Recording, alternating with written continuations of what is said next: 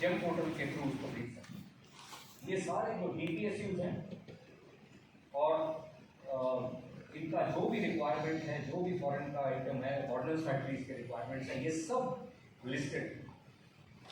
Coming to make 2 make 3, आज के date में करीब 101 प्रोजेक्ट्स मेक 2 के अंतर्गत लिखा हुआ है। इस मेक 2 प्रोजेक्ट ये वो है जो गवर्नमेंट जो इंडस्ट्री जो है वो अपने पैसे लगाकर बनाती है, बना सकती है और टेंडर और they can tell the army design bureau. आज हमारे यहाँ पे उनके भी रिप्रेजेंटेटिव आए हुए हैं जो आपको बताएंगे कैसे करके ये उन लोगों का काम होता है। तो आप ये मेक 2 के अंदर अगर अप्लाई करते हैं तो वहाँ पर आपको उसके बाद सप्लाई ऑर्डर मिलता है। सप्लाई ऑर्डर के अंदर आपका जो ऑर्डर है वो आपका निश्चित है, आप निश्चित रहिए कि वो मतलब it is a guaranteed order that you will get on this. Make 3 ये वो है जो आपके पास टेक्नोलॉजी है नहीं, मगर आप फॉरेन के साथ, फॉरेन कंपनीज के साथ जॉइंट वेंचर में मिलकर आप उनके प्रोजेक्ट्स पूरे कर सकते हैं। इसके अंदर आज के डेट पे सिर्फ 2 या 3 प्रोजेक्ट बचे हैं, बिकॉज पहले जो ये काफ़ी सारे एड्रेस हो चुके हैं।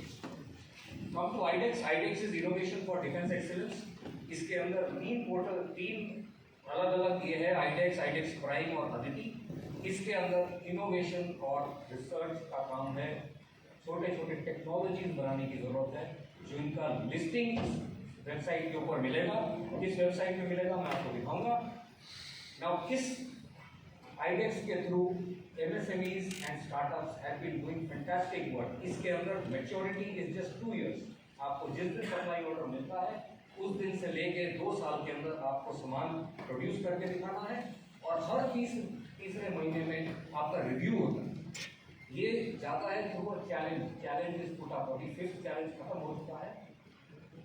हर एक चैलेंज के अंदर बताया जाता है कि मेरे को ये सारी चीज़ें करनी है। इसके अलावा आईडेक्स के थ्रू आपके पास अगर कुछ टेक्नोलॉजी है, आप समझते हैं कि मिनिस्ट्री ऑफ डिफेंस में ये काम आ सकता है, आप उसको अपने तरफ से ओपन चैलेंज के नीचे आप उसको ऑफर कर सकते हैं। गवर्नमेंट को अगर या डिफेंस फोर्सेस को वो पसंद आता है और लगता है कि हाँ हम उसको एक्चुअली वाकई यूज़ कर सकते हैं, तो वो आपको उसको दूसरे रूट से ले जाके आपको पैसे देगी। कितने पैसे देगी वो सब मैं आप बाद में आता हूँ। Technology development fund again is a import substitution, जिसके अंदर items which are the DRDO uses mainly and the other defense forces uses, they are listed there where we require import substitution.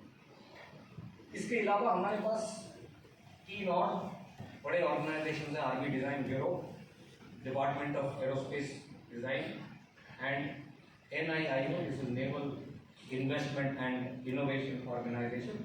ये 3 अपने चैलेंजेस जो आज के date पे भी defense forces are facing, they put it out through compendiums.